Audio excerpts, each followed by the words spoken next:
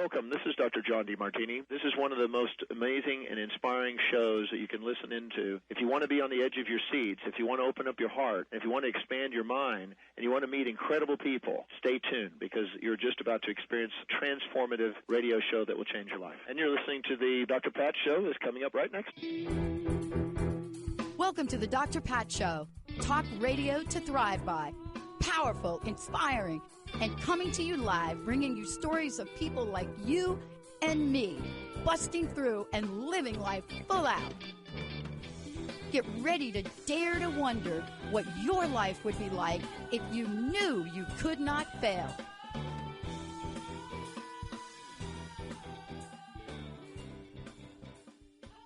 Everybody, I want to welcome you. We got a great show. I am so thrilled. You know, let me just start out by saying this.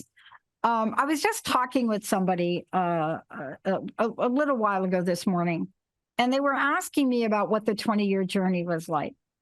And I guess my subconscious mind knew I was going to be talking with Brett Hill today. You know, my subconscious mind just like had this, they had this laid down. Brett Hill, right? The connected conversation and so much more. But here's what I said. I said, let me tell you how I know that I've grown.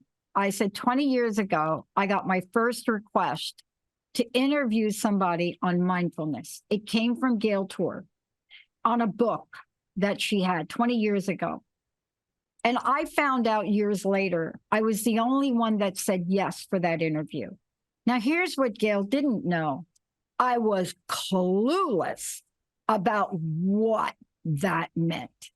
So if you can imagine being Brett, who is a international thought leader, a leader in this field, not just understands the ins and outs of it, but understands how every day in our lives, there is a way that we can show up that changes the game. And when you think about this and you think about connecting and you think about what Brett has done, shifting paradigms, changing all of this, and now the host of an incredible show, bringing a message to the forefront. I am so glad for me that I said yes to this publicist out of LA on a word that I basically had never heard before. But today it is not a word. It's more than that. Today's show is the path to deeper meaning and connection. It is so important for us to not lose this. Indigenous people have gone to extraordinary lengths not to lose their stories and their storytelling. And in the world we live in today, millions of people, they think they're only as good as their last tweet, their last like, or their last whatever. Today, we want to shake that up. Brett, it's great to have you. Great to be here. Thank you so much. Wow. Such a great introduction and so spot on about, the state of affairs for today. It's beautiful. I tried to do something. So you're gonna know this, what I'm about to say, because you're on the other end of this. So you're gonna understand what I'm saying. So what I decided to do is, because you and I are on a mission. We may not be on the same mission, but we really are on a mission that points to, let's just call very similar value systems. For me, I know I want to create a world through, what I call now positive centric living. Pause-centric living to me allows people to understand what that zone is. I'm not perfect. I'm not positive all the time. Just ask my team. They'll tell you. But here we are, and we now see something in the world. Let me ask you this. I got to ask you, from where you sit, we've coming out of 3 years, wrote my senator today. I reminded my senator, hello, it's not over for small businesses. Can't get a response. We have so many tools available to us. The information we really need, we can't get. The information that probably we don't need, we have too much of. Explain the chaos we're in the middle of with this. Well, you're absolutely right. We are in a lot of chaos. If you look at simply the amount of information that's available to humanity, there's a chart I've seen. It's amazing. It's sort of like, because it used to be, what was it? Libraries and newspapers and magazines. And, there was a day, believe it or not, when computers didn't have an image of every single document on the planet available to you wherever you are on the planet. And so there's a chart of the amount of information that's being created, that has been created, that's available. And it basically starts, pretty low to the bottom line, and then just goes along slightly increasing, and then just shoots up at the end, because the amount of information that we have available to us is doubling at astronomical rates. And this is very interesting phenomena, because we don't know who we are in a world where there is unlimited amounts of access to unlimited amounts of information. It's never happened to humanity before. And so who are we in this world of, we can find out anything, anytime, about anything you care to? And so the question is, how do we organize now that this is true? How do you arrange your life? In addition to that, you lay over the intent of many of the mediums to actually capture your attention and to get you excited about the engagement rather than deliver information. In other words, the social media scenarios, and I'm not down on social media, so don't misinterpret it as I'm technophobe, because I'm completely the opposite. I'm a hardcore geek. I am too, right? Yeah. But maybe that's why we're a little bit more aware. Well, at least that means, I think, for the people who are kind of geeky, that there's a curiosity, like, how does this work? What can this do for me? How do I engage with this? So that's a healthy brain factor, right? Like being more present with what becomes possible. But we haven't really looked at what becomes possible in terms of what's the impact of all of these forces on us today. And the impact may not be that positive for us as a whole. Yeah. I want to talk to you about this too, because I'm going to go ahead and skip this break. Let's just keep rolling here. Because I do believe people are in search for what's meaningful. Mm-hmm. I also do believe that it's very hard to discern what's really meaningful for them. There are just so many choices. And I got dinged because I got a little ding. Let me just call it a ding. I get dinged all the time. So, okay, you just can't be me and not get dinged for something I say. Yeah. But I got this ding because what I did was I made a positive comment about Gigi Hadid, a fabulous model, just amazing young woman, who is co-host of a fashion show. Look, I can't sew to save my life. I don't know anything about fashion design, but I love the creativity. So I don't plug into regular, what do you call it, TV stuff. I don't hit the commercials. Here's why. What I realized is, and I don't care if you fast forward, I'm very selective on what I watch, but even what I watch, I'm watching something that tells me my health is failing. I'm never going to have enough insurance.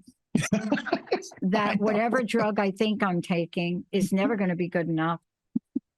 Please make sure your doctor gives you this one, because it has at least 20 more side effects that you may want. Oh my God, it's terrifying, isn't it? It's terrifying. Like... and so I was talking about Gigi Hadid, and I don't know that she broke up with her baby daddy or whatever they're talking about. But I commented that I really love the show, not knowing. And this is why Jessica and Linda are like, do not post anything, Pat. Please stay off of social media. And here you are talking about it. And I'm talking about it because it has its value. And I want to say how, and I want you to take this away. How did it have value? I'll tell you how. During COVID, none of us could figure out how to get PPP for a business. And this attorney got on social media, and he was literally helping us fill out the forms. I do not think that I would have gotten any support for my company without this guy. Now, how do we sift through this, Brett? how do we go through knowing when we're at the crossroads or the cross line of disconnection? Yep. When we think we are connecting. Well, you have to, at some point or another, if you think you're connecting and you're not, at some point or another, your world is going to be pretty stressful because you're under this idea that you're connecting to your actual experience of life. But really what you're connecting to is your ideas, your fears, your concerns, your hopes, your dreams. Maybe it's you're walking around worried that you're not going to get a job. You're going to lose a job, that something's going to happen to you. Something's going to happen to somebody else. And if that's what you're connected to 24/7, that's not being connected to what's actually happening in front of your eyes. It's being connected to worries, hopes, dreams, fears. And I'm not saying that that's wrong. It's just a matter of, is that the world that you want to have? And what happens over time is that there's a price to pay for not being able to just look up and see something beautiful that's right in front of your eyes because you're thinking about what's going to happen tomorrow or what happened yesterday.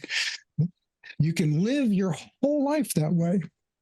And there's plenty of people that are happy to inject ideas into your head. Like you said on TV, it's like, if you can just buy this car, you're going to look great. And by the way, this perfume is going to make you as cool as Johnny Depp. It's kind of like, it's kind of like, wait, what?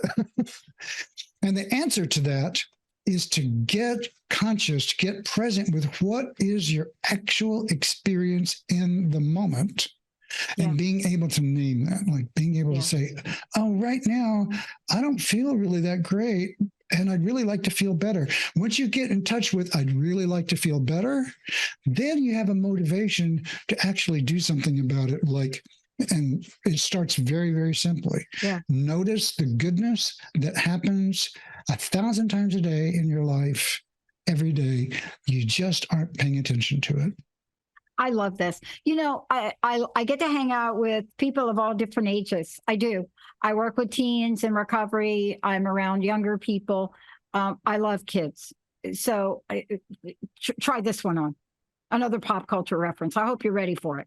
I don't know. But it's really representative. So I'm with this young, what is this size? That size. And they know I grew up with comic books. That was my escape. Comic books, Marvel, whatever you want to call them, Superman. So she says to me, my mother told me that we're not going to see another Wonder Woman movie. Mm-hmm. And I said, well, I'm not sure. I said, yes, your mom's right. And I said, why do you think your mom told you that? And she said, well, because I've been planning for it. It was supposed to be, she knew everything. Supposed to come out here. I had my costume, da-da-da-da-da-da-da. And I said, well, it's Hollywood. It's like a movie. And so the people that run the movie, like your mom runs a company, she makes decisions, like the movie decision makers, they make a decision and they decided they weren't going to do that one. They may not even, and I said, they may not even release Captain Marvel either. And so that was the wrong thing to say to this kid. So the kid looked at me, this young girl, and she looked at me and she said, Miss Patty, which calls me. So many stupid people in Hollywood. Now, so look, this is the influence at, how old is she? 8 years old, 8. So I'm having an adult conversation with an 8-year-old about something relevant in pop culture that may not happen, that she's already disappointed on. Mm-hmm. Am I saying that's bad? No. I then spent the next hour with her talking about what may happen, right? Because I realized she was 8 and I gave her double bad news. Mm-hmm. You see, let's talk about connecting to what's meaningful. For this 8-year-old, that was meaningful in the moment because there's an iconic figure called Wonder Woman. In the world we live in, we are connected to a lot of different things, but they're not the problem, are they? They're only the problem to the degree that they dominate your consciousness. And there's a fine line here, because we don't want to say, put your head in the sand and ignore all the badness in the world.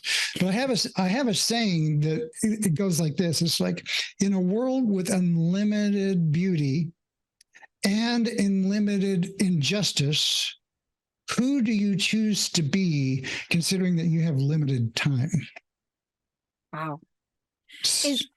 I want to go over that with you, because one of the things I know you do is you help people understand how to connect to what's really meaningful. And it sounds like that saying is a saying, but it's also a way of being. Exactly. You know, is that the way of being that gets us to really get to the place where we can connect to what's really meaningful for us? It's a phrase that helps, I hope, to help give people the notion that you can curate your experience. Like you were saying, you don't watch television because of the bad messaging. You're taking an active role in what I call curating your experience. You're saying, I choose not to be to receive that kind of experience. And it's not like you're trying to avoid the bonus in the world. You're just saying, this is not good for me. I don't want it. And with all the stuff that's happening in the world, you can live in a place where you are constantly agitated, activated, enraged, and overdriven around the things that need to be done. And they do need to be done. So the question isn't, does it need to be done? It's, what is your relationship to it? And if you connect to the you that wants to make things right, the you that wants things to be healthy, whole, beautiful, supportive, nurturing, and enlivening, and you work your activism through that space, it has a completely different way of engaging. It changes the conversation, and it changes the outcomes of the things that you do as well. You know, I wasn't joking. I want to follow up with having you talk a little bit more about this in this way. I wasn't joking when I said 20 years ago, I really wasn't sure what mindfulness was, but I thought, let me do that interview, right? And actually, it was one of the interviews that changed my life. I mean, it changed a lot of things for me. And I'm a work in progress, but so important what you said. There are people, and I have a friend, a very dear friend. Suffering is a good word. Suffering's a good word. But the suffering is not necessarily towards the television commercials or things like that. There's an inner thing that happens when we look inside or inward. Mm-hmm. Can you talk a little bit about that? Because I know I've done it. I've made a commitment to myself to do it. And I wish I could say that it's my happy place. But I know what happens if I don't look inward. Can you explain a little bit more about not just the dynamic of that, but the power of that? Well, that's a really important question. There is no way to connect authentically with the world outside of you unless you can connect with who you are inside. It's the same skill. It's about authentic connection. And if you're connected to just your thoughts and feelings that are kind of, you're awash in them, then that you're not in the right kind of state of mind, state of being to actually be present for other people and the rest of your life. So it really is crucial that you take some time to simply be thoughtful, present, and aware of. And a very simple question is take 5 minutes and get into a contemplative place and ask yourself this question: what's it like to be me? Mm. What's it like to be me? Oh, I'm just wound and I'm chasing. Okay. Now the next part of that is open acceptance rather than judgment. Because what happens with mindful training is that people begin to pay attention to what their experience is inside. And the first thing that happens is they realize, it's kind of noisy in here and it's really kind of maybe not that pleasant. And I have this voice that says, you're not doing this right. This is stupid. You're wasting time. and they stop, right? But the way you have to be able to just name and notice and accept. So that's the method that I use. It's like name, notice, and accept. So it's like, Actually, it's like notice, name, accept. So notice, oh, I'm having this voice that says, you don't know what you're doing. This is a waste of time. But rather than step into that and go, that's who I am, you just say, that's just a voice in my head that is saying that. I'm experiencing that, but that's not who I am. Now, I want to double down on that. I'm experiencing that, but it's not who I am. I'm someone who's having that thought or that feeling, but I am not that thought or feeling. Now, that right there is a huge, huge awakening or insight for someone to have. Yeah. Yeah. What you're talking about is we get a duality in our identity. It's an identity crisis when we flip-flop, right? My language, flip-flop's not a very technical term, but when we have those moments where we say something and then we start to believe it, right?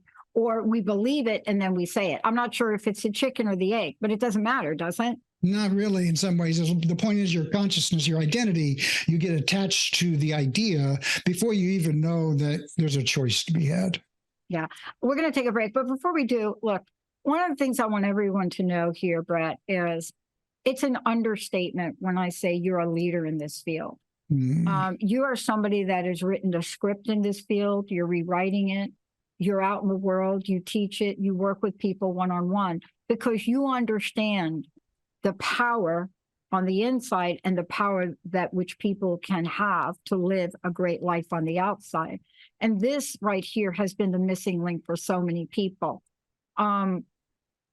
It is impossible for me to spend the time to literally depict what people have gone through the past years that they're not talking about, but they're carrying. Yeah. I want folks to know, one, tell them about your show, and also, how do they work with you? How can they get started with their own mindfulness practice? So I have a show on the network called Connected Conversation, and it comes out twice a month. And so I talk a lot about the kinds of things we're talking about and techniques and things that you can do that you can take back. And you can sign up there for my mailing list, and we'll stay in touch. I do one-on-one work where you can reach me at bretthill.coach, BRETT Hill.coach, and people can sign up on my calendar. I'll be happy to talk to you about doing some work. And I also teach coaches. So I have very specific training for coaches and other helping professionals. If you work with people in some way and you want to be more mindful and present in your engagement with them, I have a whole training on that. Yeah.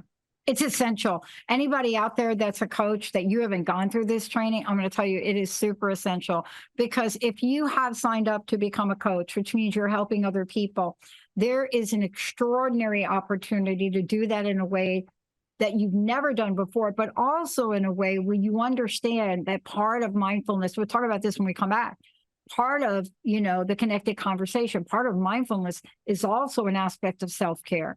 We're going to take a short break. Yeah. When we come back, this is more than a solution. This can be a life changer and a game changer, because we don't even know what we know. We don't know what we don't know about the impact of the past 3 years and even now. We don't know this. Boy, let's take a short break. We'll be right back.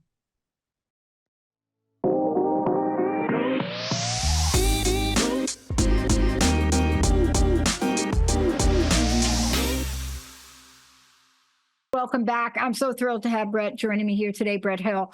Before we get rolling, one more time, how do people find out about you? How do they work with you? Please get them to the right place. Listen to this show, all of the above. Well, you can find a website, theconnectedconversation.com, where I've got a newsletter sign up so you can stay in touch with what I'm doing. I have so many things going on, including the podcast, which I'm just really so happy to have on your network. I love it. Yeah. And so you can find my newsletter there. You can also find me at bretthill.coach, BRETT Hill at .coach. So it's not .com, it's .coach, which is interesting. And you can find my content there and ways to engage. You can create a free session and find out if we can work together. You can also find my training for coaches. There's just my blog there, which I write regularly, the Mindful Coach newsletter. So many ways to engage. It's a ton of fun. Yeah. So many ways to really get connected to what you really want is what he's trying to say. I think he's being a little modest on that. But, this is going to help everybody now because, look, this is your show. I love this because I was so honored to be able to take this journey with you, the connected conversation. What I love about this, and this is what I learned because I didn't know. When people hear things like mindfulness, they really don't understand what we're talking about. I had somebody say to me, wow, that's like if you live in Tibet and you're like on a mountain. Mm-hmm. And I said, that's like if you're the Dalai Lama. I said, oh, I think the Dalai Lama lost Tibet, but I think I know what you mean. Just saying. Just saying right there with that one. That's like talking about the Pope not being in Rome. But what I realized, and this is why I'm excited to talk to you today, we're talking about living everyday life, practical situations. Yeah. That's what, you see, that's what I love about your approach. This is the rubber meets the road, right? This is where mindfulness is not something for 1%. Mindfulness is as old as you can get for people to figure out ridiculously complicated things to get done in the world with not the tools. Why do you think they were able to do this? And tell us about your show, literally focusing, leaning towards these ordinary conversations, extraordinary experiences. Yeah. So the thing is, mindfulness is actually our natural state. In my opinion, it's like if we didn't have all the complexity of the world we have, if we were wandering around like Native Americans might do in a world where there's not like a bazillion, we don't have taxes to file, you don't have to worry about what your store you're going to shop at, how you're going to keep your car maintained if you have a car, how do you connect, how do you get your phone? If you didn't have all that, if you just subtracted all of it, and really it was just you and your people and nature, and that's all you had to deal with. And imagine the decompression that would happen. That you don't have to fill out any insurance forms. You don't have to drive to a hospital. There's like, what would happen to us? Our nervous system. What would happen to our nervous systems? Well, we would be a lot more in touch with our natural world. That would be the first thing that would happen. Your senses would be a lot more important to you. In fact, I'm kind of hot on writing an article right now called Coming to Your Senses, because really, truly, the world we live in is organized around disconnecting us from our senses. There's way too many inputs. There's way too much noise. There's way too many choices. We're just overloaded all the time. And Gabor Mate has a great book out called The Myth of Normal. And this sense of being disconnected from what's true and real in our lives has become normal. This is the way we all, and from that place of disconnection, what kinds of governments do you create? What kinds of organizations do you have? What kinds of technology do you build? And all of it becomes more kind of disconnection, facilitating that because it's built from a place of that. Yeah. But there is beginning to be a shift towards people who are saying, no, I'm not going to work in a place that's actually driving me into burnout. It's important to me to have meaningful work. So this desire for meaning is universal in people. Every single person on the planet wants to connect to something that's powerful, meaningful, true. They want to feel good. We all want to feel good about our lives. We want to be appreciated. We want to be supported. We want to be able to enjoy love, beauty, peace, justice, have a life that's full of goodness. Yeah. That's our natural state. You're going to love this then. I got into a little bit of debate. This is, again, why they tell me stay away from social media. I don't do bad things, but when the term quiet quitting came out, I traced it back to the person that originated it. And he was referring to and was part of, I believe, a generation, millennials, XYZ, but he was referring a blanket referral to those people, the younger generation of people quiet quitting. So I looked at that, and I looked at the meaning of quiet quitting, and I looked around at my staff, and then I pinged him back, and I wrote him a pretty lengthy thing. And I said, in the world where we're trying not to categorize, we're trying not to put people and lump them in groups. We're trying not to really, come up with something that really will hold people back. I said, it's so interesting that you came out with a term that describes multi-generational people as pretty much being lazy. And I said, let me just give you a clue. If you want to give credit to that generation that literally started that, and this is what I said, go back to the repeal of the psychological contract of work in 1992, when people decided you didn't get to work for years and get rewarded. Now, the aftermath of that, and I said to him, created a wave where people looked inward on what their purpose in life is. What's really important to them? What were they going to do for the next generation? How were they going to repair their finances after their benefits were cut? And I said, so my point to this is that we live in a world where just 2 words, quiet quitting, could label an entire generation that made CEOs of companies react to it and have a negative impact of people from that age group. And, I'm sitting here talking with you about connecting, about understanding what's important. And I realized, back to my point, your point, why would people want to give 900 million%? And I studied this for 10 years, by the way. Why would we still think, especially after COVID, that people in general would not be interested in finding a purposeful meaning outside of work? You see, I think we have an opportunity here, and I think it's showing up in many ways. But to label a group of people as something that they may or may not be, and to instill that in consciousness, has fascinated me. And I thought to myself, but what if these people were so mindful of their own life situation? What if they had a mindfulness moment, Brett? Do you understand what I'm saying? I think so. A mindfulness moment where they looked around and they said, my inward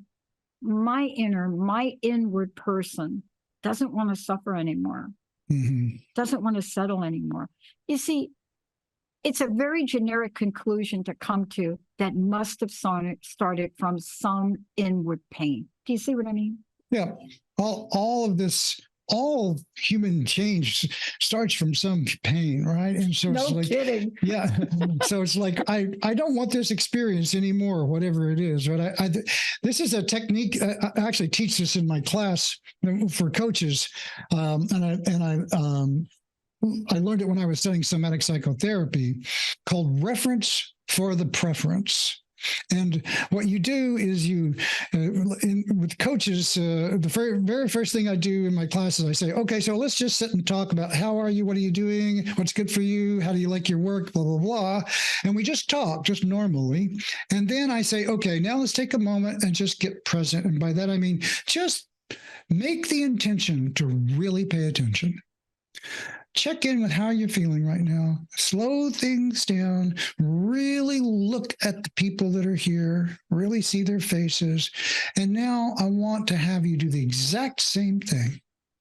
Just talk about what's going on for you, who you are, what's life for you, but do it from this other place. And then they do that for a few minutes, and then I come back and say, no, which of these experiences do you prefer?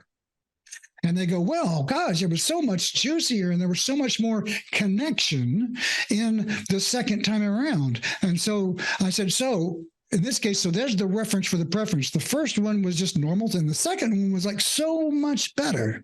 And then I ask an important question and say, for you as a coach or a professional who helps other people, do you think that just this one thing would help you be better in your work?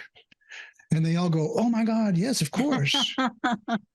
And I go, well, that lesson in and of itself is worth the cost of the course, right? Because it truly is foundational and changes everything in your personal and professional life. If you can remember to simply bring more of who you are into your conversations. Yeah. See, this is why it's so important for me, especially in the show, what you do, what I do, is to remind everybody that we're not talking about concepts which are extraordinary, difficult to understand. Right, we're exactly. talking about how to take something, incorporate in your everyday life to carve a pathway to freedom. That's right. Exactly. And you said it beautifully, carve a pathway to freedom, because in the end, mindfulness is about freedom. Yeah. I want to ask you something. First of all, I love the way you approach the conversations in the show, but I want to talk to you a little bit. I don't want to run out of time to do this, so I want to make sure I talk to you about this. There's a process to become mindful. I didn't know this, by the way. I didn't know this years ago, but there's a process. So for people that are listening, let me just put it in different. There's a way to go about this. Mm-hmm. Let me just break it down simply. There's a way to go about this. There's a way to cook, right? You're going to cook something. There's a way to cook. You're going to work out. There's a way to work out. Yeah, there's a way to ride a bike. There's a way to do this. Mm-hmm. And this is what you help people understand. This is what you do. This is what you help. Can you talk about the relationship for people? Because I think this is the hiccup, Brett. Okay. It was for me until I understood it. Between meditation and mindfulness. Sure, we can talk about that. After the break? No break. Let's just keep going. Okay, let's just go. Let's go. All right. Come on. Mindfulness and meditation. So it's like meditation is a practice where you sit down and you pay attention inside. And there are many, many forms of meditation. Mindfulness meditation is a particular form of meditation. There are also energetic meditations, spiritual meditations, Buddhist meditation. There's many, many kinds. It's not the same thing as mindfulness. So let's be sure we separate those things out. It's a skill. Mindfulness is a state of awareness where you are paying attention to your experience. And there's a few other caveats in there, non-judgmentally and in the moment. So you're just watching. It's like I said earlier, just paying attention to who am I now? What's going on for me now? So let me give you another example of a way you could be mindful that has nothing to do with meditation. You step outside of your door, you look up in the sky, and you see a beautiful sky. You go, oh, beautiful sky. Great. And you get in your car or you walk away and you do your next thing. You look at your phone. And that moment, you noticed it, but then you just blew right by it, right? That's not so much a mindful moment. Now, here's a mindful moment. You look at the sky and you go, oh, beautiful sky. And you notice, oh my God, I'm connecting to beauty. I'm connecting to something that's amazing, which is a gigantic, vast, deeply gorgeous sky overhead. I don't have any boundary between the top of my head and outer space. How magnificent and awe-inspiring is that? And if you notice that moment and then you say, you know what?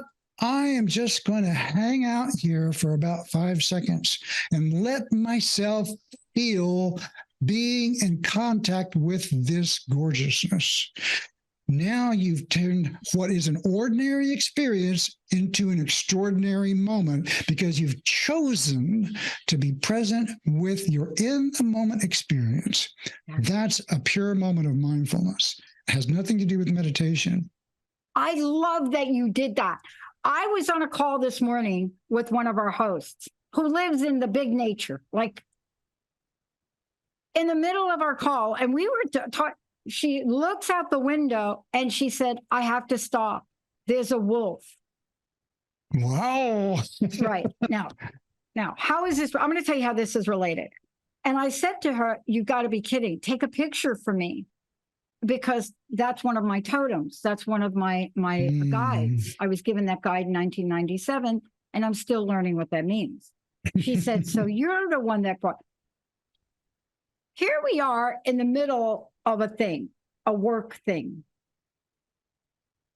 And just from the side of her eye, she sees something and takes a moment to honor it. Mm. I was so grateful for that moment, Brett. Mm. And then, of course, I got a picture. She said she thought it was a coyote or a wolf. And I took one look at the picture and I'm like, way too wide for a coyote. But that moment, and of course, we continued what we were doing. But see, that moment's going to stay with me. It's going to stay with her.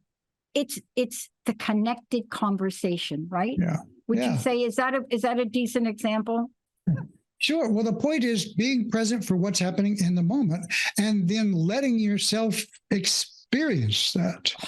So that's the keys. Like in this case, I was using the sky. You're noticing I'm in the presence of magnificent beauty. I'm going to give myself a moment to let myself actually have that. Yeah. And there's a million times a day you can do that. A flower. What is it that, another thing I teach in my class and my clients is, what is it that lights you up? Like, let's make a list. What lights you up? And then you start organizing around letting yourself have those moments more fully. Very, very important to be able to do that. Not just because it gives you a better moment of your life, but you're actually training your brain to seek and find those delicious moments that are natural and abundant in our world. Yeah. You see,